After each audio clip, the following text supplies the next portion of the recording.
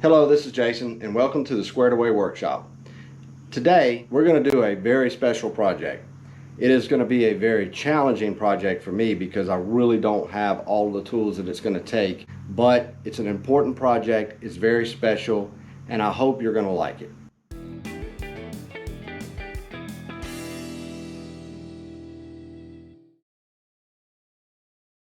For those of you who know me, or those of you who follow my channel, you know about my good friend Mr. Donald, or as I call him, Mr. Brown.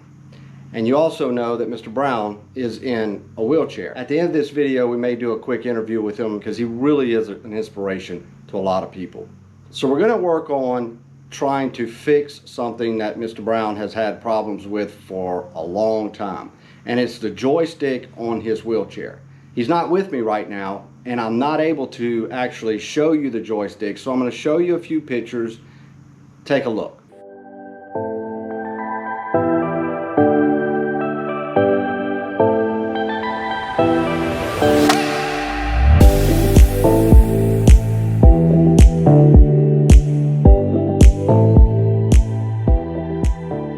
So as you can see in the picture, it will pop off, and this is something that happens to him a lot. It's not a big deal if we're around.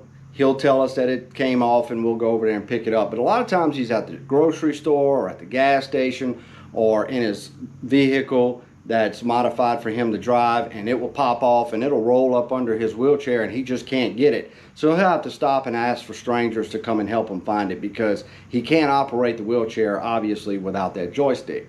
So I decided I'm going to try to make him one made out of wood. I don't really have all the tools to do this. I don't have a lathe. I'm going to probably do it with a combination of my sander and my drill and just whatever I can think of to make this thing work. I'm going to try to do this out of a scrap piece of poplar that I have. The reason why I chose poplar is because I have an abundance of scrap and it's kind of soft, so I figured it would be a little bit easier to work with. I don't really know how this is going to go. I think it's going to be interesting, but if we can pull this off, I think it's going to be a really cool project. So here are my schematics, if you will. Because Mr. Brown is not with me and he's having to use the joystick that's on there, I can't take it off and bring it into my shop and guide me along through the process. I literally took it off and traced out the diameter of the bottom part. This is kind of the design of it, and then this is the top part, and this is the size and the shape that it's in. So this is all I have to go with. I think this is going to be really challenging. I'm not sure what I'm going to do to make this work. So it looks like the diameter of this circle here is just about 1 3/4 inches. I'm going to draw a circle that diameter and cut it out on the bandsaw. Probably cut it out a little bit rough, and then try to put a drill bit in the center and use that with my drill along with my bench sander and get the circle symmetrical, as well as making this arch.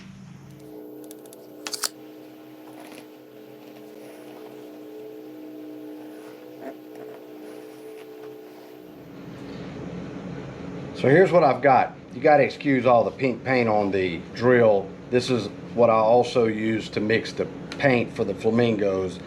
Some of you know what I'm talking about. So I'm going to try this out and see what happens.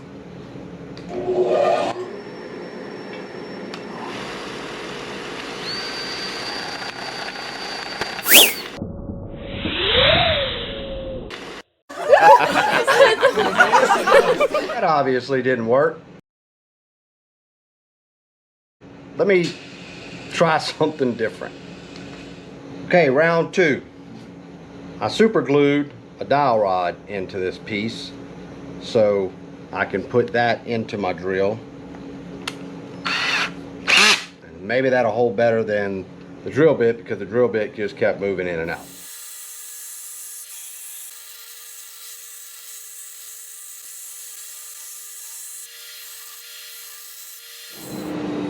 So it looks like I got the basic shape.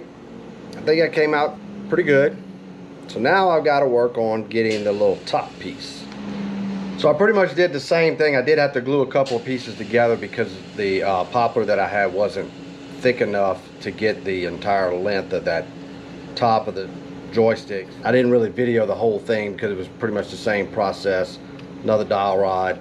So I'm just kind of working on it, getting the shape down, and I'm going to cut it to size and then round the edges off like I did the other piece. So I have really had to get inventive on this thing. So I think what I'm going to try is I cut this little piece of dowel, I'm going to glue it in here, and then glue this onto here, and that will give me my basic shape.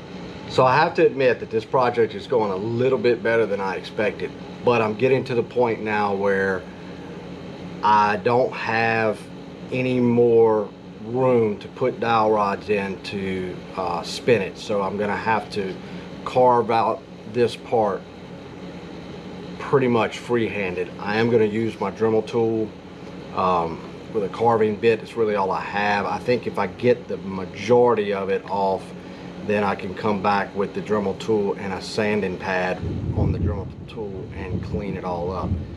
So I really hope that I'm gonna be able to get this thing done and not have to start all over, because I'm really satisfied with the shape so far.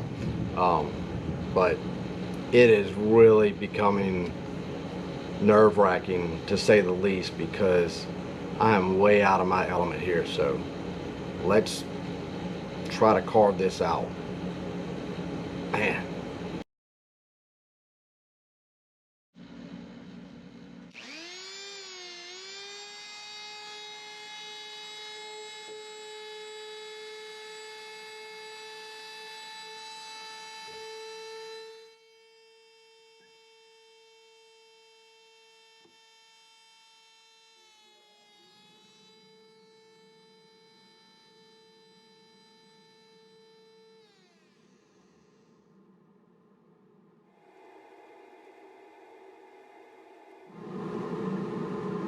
Fix that.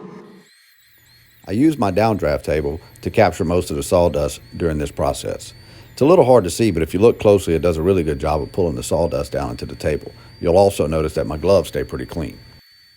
If you would like more information about how I constructed my downdraft table, let me know in the comments below. Here's the final product. I'm pretty happy with the way it came out. It took a lot of sanding and work to get it right. It's not perfect, but considering that I did this with a drill, a belt sander, some dowel rods, and a little bit of luck, and a Dremel tool, I think it came out pretty good. The whole purpose of this, as I said in the beginning, was the original one keeps popping off. So I'm thinking about putting something on the rod on the wheelchair that will help grip this now that it's wood, so when it goes down it will stay there, but we still have the ability to pop it off. Not sure how that's going to work. All right, now it's time to see if it fits. Take this off, take this off, like a glove. Try it out, Mr. Brown. Is that a good fit for you? That is going to be awesome. All right. Okay, as I was saying before, this has been the problem all along, where this doesn't stay down. So I was trying to think of a way to add something here that would grip better on the wood. So I think I came up with an idea. I've got heat shrink. So I'm going to cut a piece and shrink it on there, and hopefully the heat shrink will add enough material to grip to the wood and keep it held solid.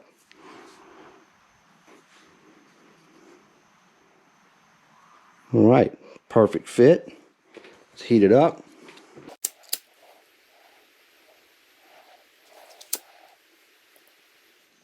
All right, let's see how it works.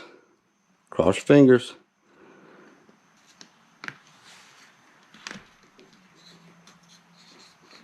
Definitely a tighter fit. And this acts as a rain barrier, Yeah. from water getting in there. So it looks like that's going to be a perfect fit. So So I think we have decided that we are going to paint it black. And I'm going to paint it with some Flex Seal, which will give it a nice texture and give them a little bit more grip. The knob has been painted and installed. The heat shrink got a really good hold on it. I could probably pull it off if I tried hard enough, but that's the whole purpose. We want it to be tight enough to where it stays on there, but not impossible to take off. This is what I painted it with, black Flex Seal. I use this stuff all the time to give me a good kind of a rubbery texture. I think it's going to be a perfect application for Donald. All right, Donald wants to try it out. Let's see how it works.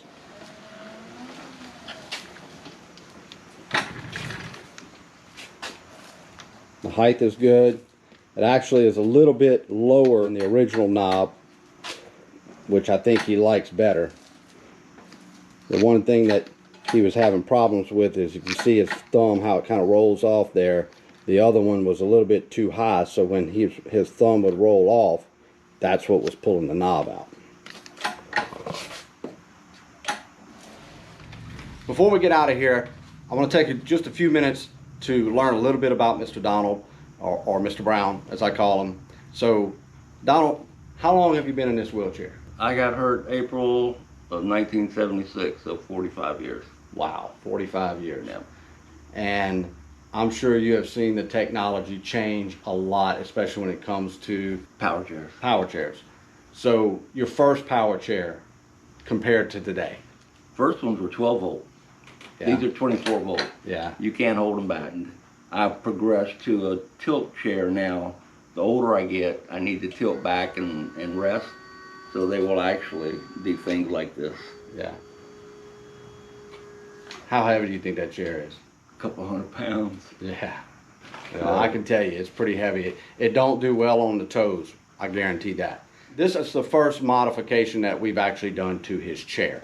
We have done a lot of modifications to his house. Every time we go on vacation, which you probably saw in the last video, just because it's wheelchair accessible or just because it's handicap accessible doesn't mean that it's always accessible to the actual person. The ADA regulations are very standard, so each person has their own specific need, and Donald is no different. It's a constant struggle, but it's a challenge. We always overcome it, and we have done things together that I don't think that you thought you would ever be able to do. I know I never thought that we would be able to accomplish it. We've gone deer hunting, we've been swimming in a pool, I mean, Disney, we've done it all. So it's a constant challenge, but it's a fun challenge, and it's definitely worth the while. I hope you enjoyed this project. If you did, don't forget to click the button to subscribe. Point at it down there, Donald. There it is, down there. If you have any comments, please leave them below. We'll see you at the next project. All right? Check you later. Bye. Bye. Missed it again.